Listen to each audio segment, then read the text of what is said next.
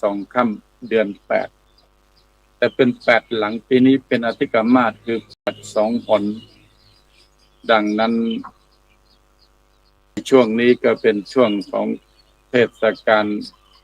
เข้าพรรษาในวันนี้อาตมาภาพพระครูสิริสุตโสพลเจ้าคณะอำเภอดงเจริญเจ้าวาดวัดสำนักขุนเนนตำบลสำนักขุนเนนอำเภอดงเจริญจังหวัดพิจิตรรับภาระหน้าที่ในการที่จะได้มาพบปะพูดคุยแลกเปลี่ยนเรียนรู้ประสบการณ์ชีวิตกับญาติโยมท่านสาธุชนตลอดจนพระเจ้าประสงค์ในช่วงนี้ในทางพระพุทธศาสนาที่ผ่านมาวัน2 วันก็คือวันสำคัญในทางพระพุทธศาสนาดังนั้นรายการธรรมะรับอรุณในเช้านี้ก็คงไม่สายเกินไปเนาะคงคือสิบ่สายเกินไปดอกว่าสิได้นำเกี่ยวกับเรื่องของวันสำคัญในทางพระพุทธศาสนาอีกวันหนึ่งก็คือวันอาสาฬหบูชาและก็วันเข้าพรรษามาพูดมาคุยกับญาติโยมท่านสาธุชน สำหรับวันสำคัญในทางพระพุทธศาสนาของเรานั้นมีอยู่ด้วยกัน4 วัน1 วันมาฆบูชาเพ็ญเดือน 3 2 วันวิสาขบูชาเพ็ญเดือน 6 3 วันอัฐมีบูชาแรม8 ค่ำเดือน 6และ4 วันอาสาฬหบูชาขึ้น15 ค่ำเดือน 8ถ้าปีไหนเป็นอธิกมาสคือ8 2 หนก็จะเลื่อนมาอีก1 เดือนเช่นปีนี้วันอาสาฬหบูชาปีนี้ตรงกับวันที่29 กรกฎาคม 2569ซึ่งวันสำคัญในทางพระพุทธศาสนาคือวันอาสาฬหบูชานั้นมีความสำคัญ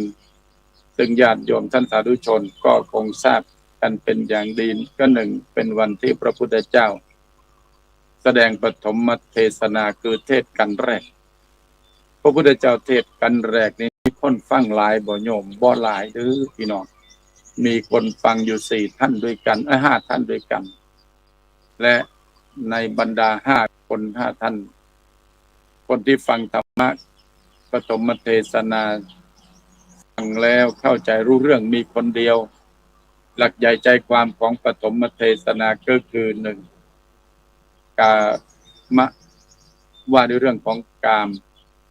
2อัตถะว่าด้วยเรื่องของอัตตกิลมัฏฐานุโยคคือการทรมานตนร่างกายซึ่ง2 อย่างเนี้ยมันประชิดไม่ควรเสพไม่ควรผูกพันไม่ควรเกี่ยวข้องพระพุทธเจ้าก็เลยมาพูดถึงมัชฌิมาปฏิปทาทางสายกลางและอริยสัจ 4ทุกข์สมุทัยนิโรธมรรคนั่นก็คือหลักใหญ่ใจความของปฐมเทศนาคือการเทศกันแรกที่ป่าอิสิปตนมฤคทายวันเมืองพาราณสีประการต่อมาเป็นวันที่พระสังฆรัตนะอุบัติขึ้นในโลกคือพระสงฆ์รูปแรกเกิดขึ้นในโลกหลังจากที่โอณัญญพราหมณ์ได้เข้าใจหลักธรรมคำสอนและก็ขอ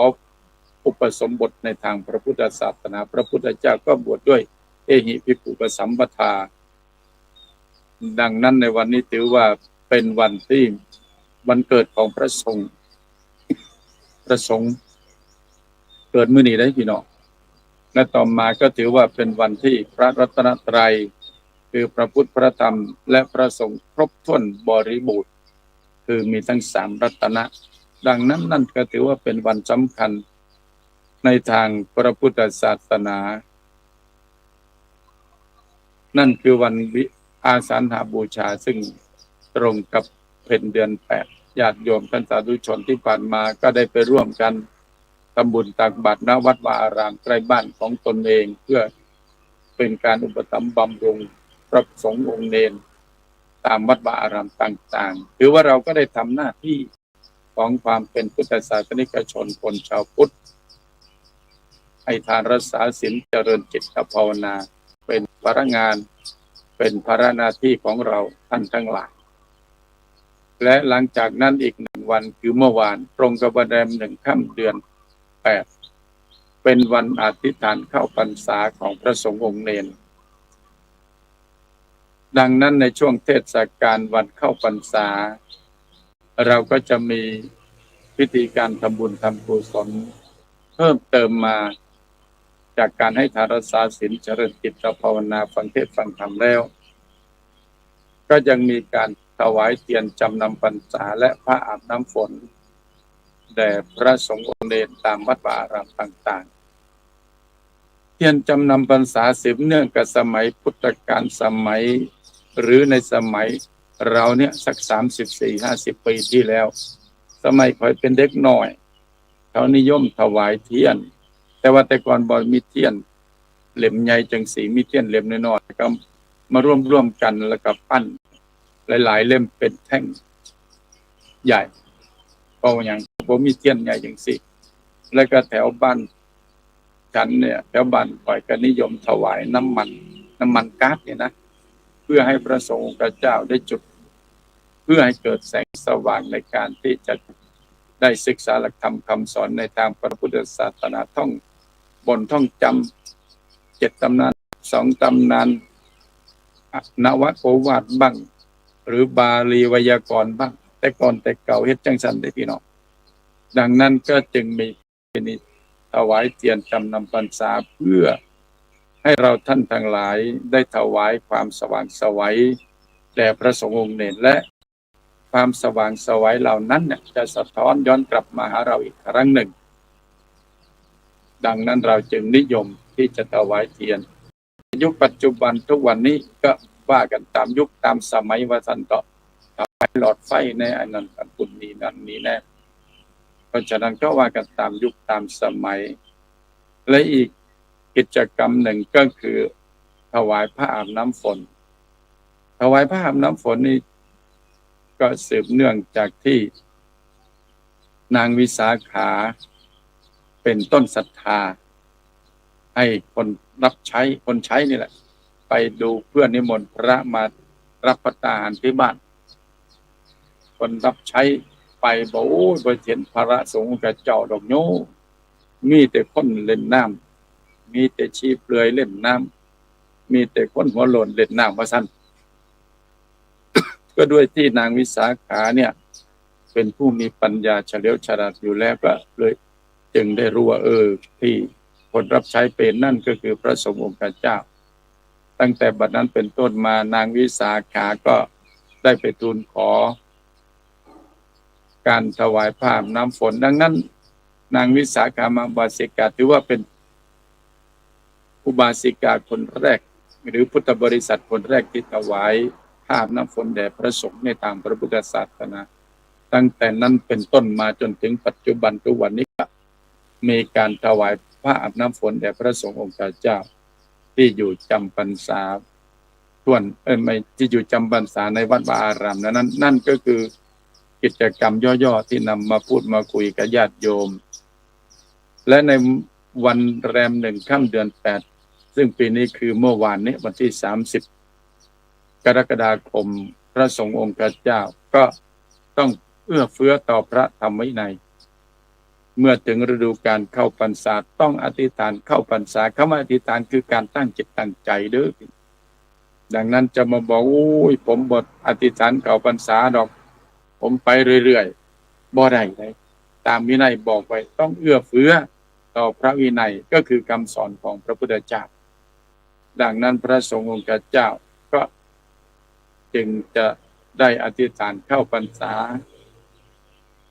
ในวัดสูปนยิกคาถานี่การเข้าพรรษาเนี่ยพระพุทธเจ้าในวินัยนะในวินัยบัญญัติไว้ว่ามี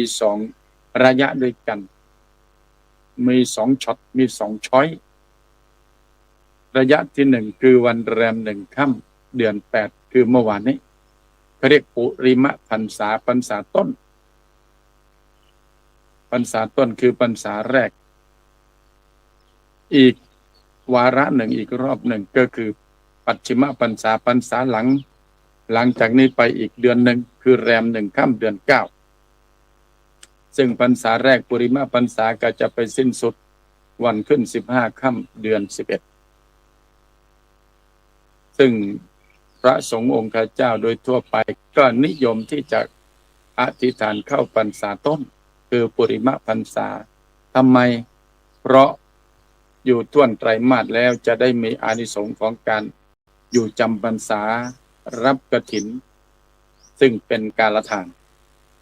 ดังนั้นพระสงฆ์องค์เจ้าจึงนิยมที่จะเข้าพรรษาแรกคือพรรษาต้นแรม1 ค่ำเดือน 8ไปสิ้นสุด15 ค่ำเดือน 11แต่สำหรับปัจฉิมพรรษาหลังนั่นก็สำหรับพระสงฆ์องค์เจ้าที่ไม่ทันอธิษฐานเข้าพรรษาแรกก็อธิษฐานเข้าพรรษาหลังได้แต่พรรษาหลังไม่มีอานิสงส์ของการอยู่จำพรรษาก็เลยไม่ค่อยมีพระสงฆ์เจ้านิยมแต่ถ้าจะนับพรรษาโอเคอธิษฐานเข้าพรรษาได้เราไม่ได้รับประทงกฐินอะไรก็ไม่ใช่ปัญหาเพราะมีปัญหาดอกนะสำหรับผู้ที่ศีลพรรษานั่นก็คือการอธิษฐานเข้าพรรษาซึ่งมี2ระยะโดยการ2วาระแรกคือรอบแรกก็คือแรม1 ค่ำเดือน 8สิ้นสุด15 ค่ำเดือน 11แล้วก็2แรม1 ค่ำเดือน 9สิ้นสุดแรมที่ขึ้น15 ค่ำเดือน 12พอดีนั่นก็คือการอยู่จำพรรษาของพระสงฆ์องค์เณรในอาวาสนั้นดังนั้นเมื่อถึงฤดูการเข้าพรรษาพระสงฆ์ต้องอธิษฐานเข้าพรรษาอิมัสสมิงอาวาเสอิมังเตมาสังวัดสังอุเปมิว่า3 ครั้งข้าพเจ้าจะอยู่จำพรรษาท่วนไตรมาสในอาวาสนี้ท่านอยู่ในอาวาสไหนอยู่ที่ใดก็ตั้งจิตตั้งใจอธิษฐานนะอาวาสนั้นวัดนั้นจะอยู่ให้ครบ3 เดือนนี่คือการตั้งจิตตั้งใจดังนั้นนั่นคือสถานที่จำพรรษาซึ่งทำพระธรรมวินัยก็มีอนุญาตไว้ตามวัดวาอารามต่างๆเมื่อเรารู้ว่าการเข้าพรรษาของพระสงฆ์องค์เจ้าตามวินัยจะปิฎกก็เป็นอย่างนี้ดังนั้นพระสงฆ์องค์เจ้าเมื่อถึงฤดูกาลต้องอธิษฐานเข้าพรรษานะครับสาเหตุที่พระพุทธเจ้าบัญญัติในวินัยก็เพื่อต้องการให้พระสงฆ์ได้หยุดพักการจาริกภาษาสมัยครั้งพุทธกาลท่านใช้คำว่า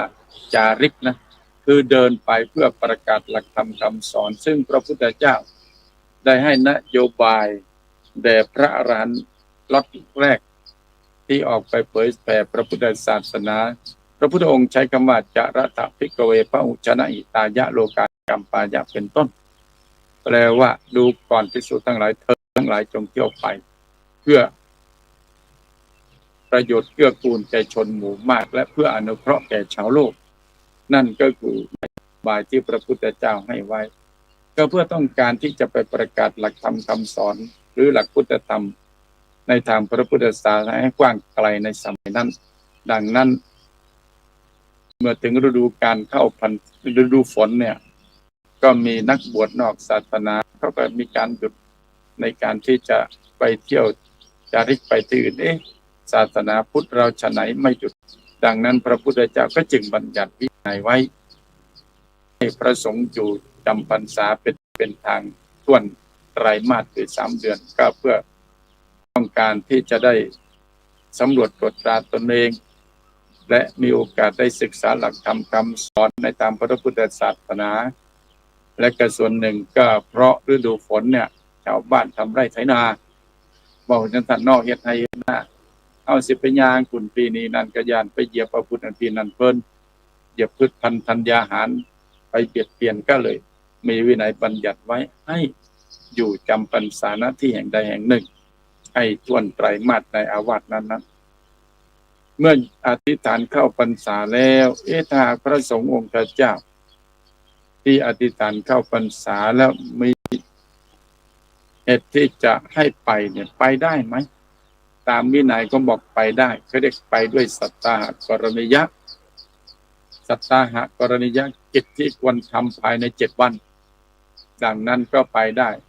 ไปนอนค้างที่อื่นได้6 คืนวันที่7ต้องกลับนะไปแล้วก็กลับมาภายใน7 วันก็เรียกสัตตาหกรณียะมีกิจอะไรที่ควรไปได้ ตามวินัยที่บัญญัติไว้เขาเรียกมีข้อยกเว้นหนึ่งไปเพื่อพยาบาลพระภิกษุให้มารดาบิดาเจ็บไข้ได้ป่วยพ่อแม่เท่านั้นนะจนพี่น้องวงศาคณาญาติก็ไม่ได้พูดถึงนะไปพยาบาลพระภิกษุไข้คือป่วยแต่นี้พระภิกษุไข้ที่ป่วยเนี่ยเดี๋ยวนี้ก็มีอสมมีพระกีฬานุปัฏฐากมีพระอสมอะไรต่างๆดูแลตามวัดวารามต่างๆอยู่แล้วอันนี้ก็คงจะพอบรรเทาทุเลาเกี่ยวกับเรื่องของพยาบาลพระสงฆ์องค์เจ้าติดเจ็บไข้ได้ป่วยส่วนพ่อแม่ถ้าพระภิกษุรูปใดยังมีพ่อแม่อยู่ก็โอเคก็ไปได้ต่อมาไปเพื่อซ่อมแซมเสนาสนะที่ชำรุดทรุดโทรมเกิดจากอุบัติภัยต่างๆอย่างเช่นน้ำท่วมแต่ปีนี้แรงขนาดพี่น้องแรงคักกันแถวบ้านก็เกิดแรงโพดโพว่าสั่นแรงจริง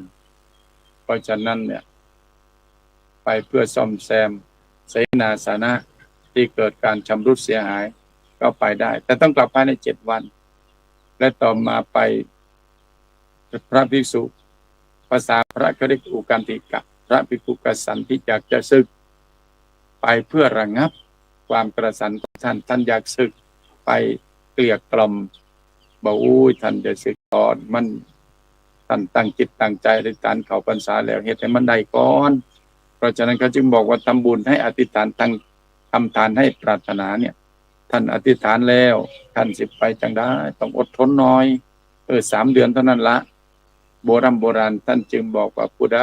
ศึกภายในพรรษาเนี่ยกันแต่เก่าแต่ก่อนกันผู้ใดมีลูกสาวเขาก็ว่าเป็นลูกเขยได้พี่น้องเขาบอกบ่ทนบ่สู่งานบ่สู่เวียกแถวบ้านก้อยก็บ่สู่เวียกบ่สู่งานเวียกบ่งานการบ่สั่งบ่ได้ได้พี่น้องเพราะฉะนั้นเนี่ยอันนี้มีประสบการณ์ตรงกับตัวเองนะไม่ใช่ตัวเองทำนะมีเพื่อนสาธมิกอยู่ด้วยกันเหลืออีก15 วันจะศึกจะไม่เอ่ยนามว่าใครนะจะไม่ใช่เหลืออีก15 วันจะออกพรรษาแล้วบอกผมจะศึกแล้วหลวงพี่ว่างั้นจะศึกทำไมเหลือแค่ไม่กี่วันอีก15 วันก็ออกพรรษาแล้วผมจะศึกพรุ่งนี้พอตื่นมื้อเช้าศึกกี่หลีพี่น้องพอศึกไปแล้วชีวิตของคนนั้นมันก็อันนี้ความเชื่อส่วนตัวนะลุ่มดอนฉันก็ไปเจอกันพามาบวชอีกรอบนึงอยู่ด้วยกันเขาก็ปฏิบัติศาสนกิจก็โอเคแหละแต่พอไปสักพักไม่รู้เป็นยังไงก็ด้วยจะเป็นแรงบุญกรรมที่ทำไว้อย่างนั้นหรือเปล่าไม่รู้ให้เขาต้องไปเผชิญโชคกับทางนอกแล้วก็ลุ่มดอนมันจะก้าวหน้าก็ไม่ก้าวหน้าจะเจริญรุ่งเรืองก็ไม่รุ่งเรืองอันนี้ความเชื่อส่วนตัวนี่ก็คือไปเพื่อระงับพระที่อยากจะศึกบอกอย่าเฝ้าศึกต่อมามีญาติโยมศรัทธานิมนต์เพื่อไปรับทายธรรมงานฉลองศรัทธาของนายกอุบาสกอุบาสิกาหรือไปเพื่อกิจการงานคณะสงฆ์ที่อย่างเช่นพระสงฆ์เจ้ามีตำแหน่งหน้าที่การงานไปปฏิบัติภารกิจอย่างเช่นสำนักพุทธนิมนต์มาประชุมสัมมนานู่นนี่นั่นก็โดยอนุโลมตามนี้นั่นก็คือสาเหตุที่เมื่ออธิษฐานเข้าพรรษาแล้วก็ไปได้ด้วยสาเหตุดังที่กล่าวมาแล้ว4 อย่าง4 ประการนี่แหละนั่นก็คือว่าในเรื่องของการอธิษฐานเข้าพรรษาและสถานที่ที่ไม่อนุญาตให้จำพรรษาเนี่ยพระพุทธเจ้าพูดไว้ในวินัย1 โพรงไม้อย่าไปอยู่โพรงใหม่เด้อโพรงใหม่สำหรับนกมันอยู่มุกนกหนูปูปีกมันอยู่สิไปอยู่เดี๋ยวงูมันสิกัดมันสิมาฉกเอา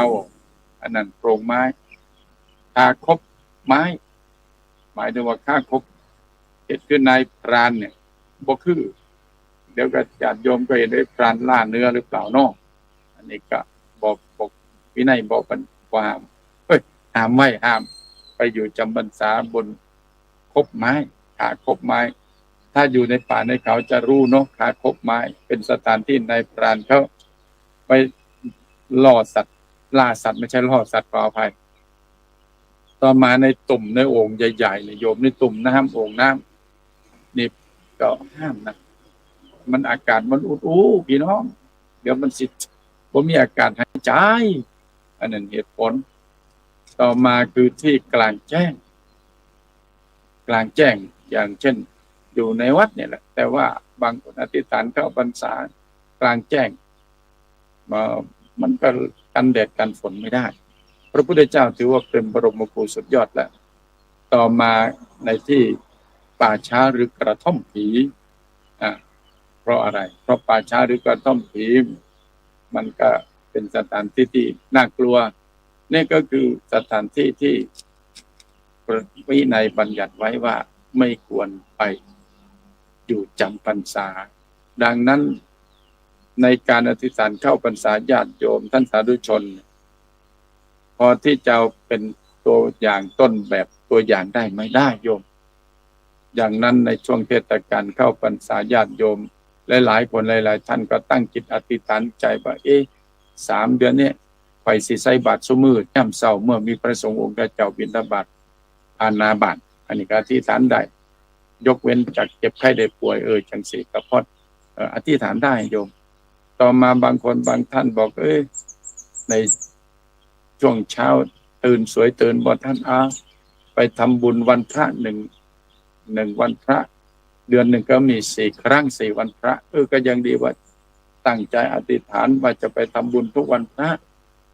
หรือบางคนบางท่านอธิษฐานว่าจะถือศีลอุโบสถทุกวันพระนี่ก็อธิษฐานได้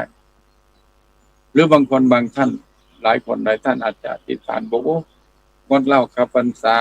งดสูบบุหรี่ในช่วงเทศกาลเข้าพรรษาก็ย่อมทำได้นี่เป็นอะไรเป็นแบบเป็นอย่างพอที่เราจะนำไปประพฤติไปปฏิบัติได้ในการดำเนินชีวิตของเราท่านทั้งหลายในฐานะที่เป็นพุทธศาสนิกชนคนชาวพุทธ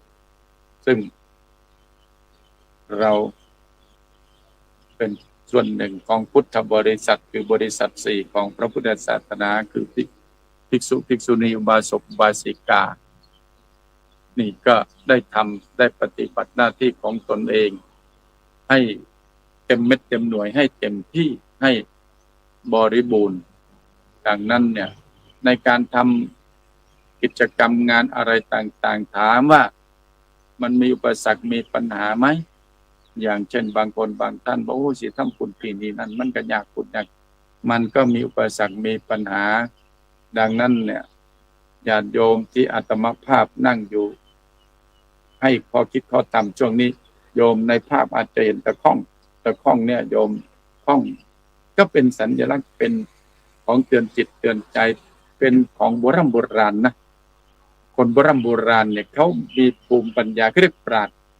ชาวบ้านภูมิปัญญาชาวบ้านสานตะข้องไว้ส่วนหนึ่งคือใช้ประกอบอาชีพดักปลาดักอะไรบ้างส่วนหนึ่งก็ทำให้เราได้ข้อคิดปริศนาธรรมบอกการทำงานกิจกรรมโน่นนี่นั่นอะไรก็แล้วแต่มันก็ต้องมีอุปสรรคมีปัญหาขัดข้องบ้างไม่ใช่เรื่องแปลกนะโยมไม่ใช่เรื่องแปลกเป็นเรื่องปกติของการทำงานทำการ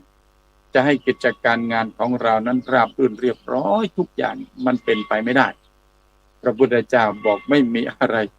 100%บนโลกใบนี้เพียงแต่ว่าให้เราทำดีที่สุดในขณะที่เรายังมีชีวิตอยู่เนี่ยดังนั้นเวลาเราทำงานเจออุปสรรคปัญหานู่นนี่เขาบอกถอดอะไรก็ถอดได้อย่าถอดใจท้ออะไรก็ท้อได้แต่อย่าท้อใจดังนั้นเราเกิดมาเพื่อกล้าไม่ได้เกิดมาเพื่อกลัวเกิดมาเพื่อชนะไม่ได้เกิดมาเพื่อพ่ายแพ้ดังนั้นต้องสู้สักตั้งสิว่าสั่นต่อเนาะบางคนบางท่านบอกบ่เคยอธิษฐานเข้าพรรษางดเหล้าเข้าพรรษาเด้อใส่ผมมาอธิษฐานได้จังได้ใส่ข่อยมาอธิษฐานได้จังได๋ลองเบิ่งบ่เสียหายหยังเนาะบ่เสียหายหยังเห็นมาหลายคนแล้วบางคนอธิษฐานพอออกพรรษาแล้วเลิกตลอดไปก็มีนะก็ดูตัวอย่างและบริเวณใกล้ๆเนี่ยของวัดสำนักขุนเนรนะแต่ก่อนเดี๋ยวนี้ประกอบสัมมาอาชีพขยันทำมาหากินก็เป็นแบบอย่างเป็นตัวอย่างได้ดังนั้นในเช้านี้อาตมาภาพก็นำข้อคิดมาพูดมาคุยกับญาติโยมท่านสาธุชนก็ใกล้จะหมดเวลาเนาะดังนั้นในช่วงนี้ก็คงพูดคุยกับญาติโยมไม่แต่เพียงเท่านี้ในช่วงนี้คณะสงฆ์จังหวัดพิจิตรเนี่ยซึ่ง คณะสงฆ์จังหวัดพิจิตรก็เป็นส่วนหนึ่งของภาค 4คณะสงฆ์ภาค 4ก็มีนครสวรรค์กำแพงเพชรเพชรบูรณ์และพิจิตรในวันที่ 3 สิงหาคม 2569 ก็จะมีการประชุมเจ้าคณะสังฆาธิการระดับวัดคือทุกวัดในเขตจังหวัดพิจิตรที่วัดท่าหลวงพระอารามหลวงก็โดยพระเดชพระคุณเจ้าคณะจังหวัดพิจิตรพระศรีวิกรมมุนีและคณะสงฆ์จังหวัดพิจิตรซึ่งก็มีได้กราบนิมนต์พระเดชพระคุณเจ้าคณะภาค 4มาเป็นประธานดังนั้นนี่ก็คือข่าวกิจการงานคณะสงฆ์ของคณะสงฆ์จังหวัดพิจิตรและในส่วนหนึ่งก็จะมีโครงการหมู่บ้านรักษาศีล 5ในวันที่ 17 สิงหาคมอันนี้เป็นกิจกรรมงานของคณะสงฆ์ส่วนงานกิจกรรมอื่นๆอะไรต่างๆเราก็มีอยู่เพียงแต่ว่าบางครั้งบางทีก็จังหวะเวลาโอกาสมันไม่ตรงก็อาจจะไม่ได้มาชี้แจงมาพูดมาคุยกับญาติโยมดังนั้นในเช้านี้ก็นำข้อคิดมาพูดมาคุยกับญาติโยมก็พอสมควรฝากไว้เป็นข้อคิดสักนิดหนึ่งว่าโบราณท่านบอกให้ข้อคิดกับเราเป็นข้อคิดปริศนาธรรมโยมฟังแล้วก็นำไปคือเด้อรู้แต่ไม่มีจะกินติดดินแต่มีกินมีเก็บรู้แต่ไม่มีจะกินติดดินแต่มีกินมีเก็บโยมลองไปพินิจพิจารณาไตร่ตรองสุดท้ายนี้ก็ขออำนาจคุณพระศรีรัตนตรัยบารมีคุณงามความดีจงปกปักรักษาคุ้มครองให้ทุกท่านสมบูรณ์ด้วยลาภยศสรรเสริญเจริญด้วยอายุวรรณะสุขะพละปฏิภาณธนสมบัติธรรมสารสมบัติรวยรอดปลอดภัยสำเร็จราบรื่นเรียบร้อยรุ่งเรืองและร่มเย็นโดย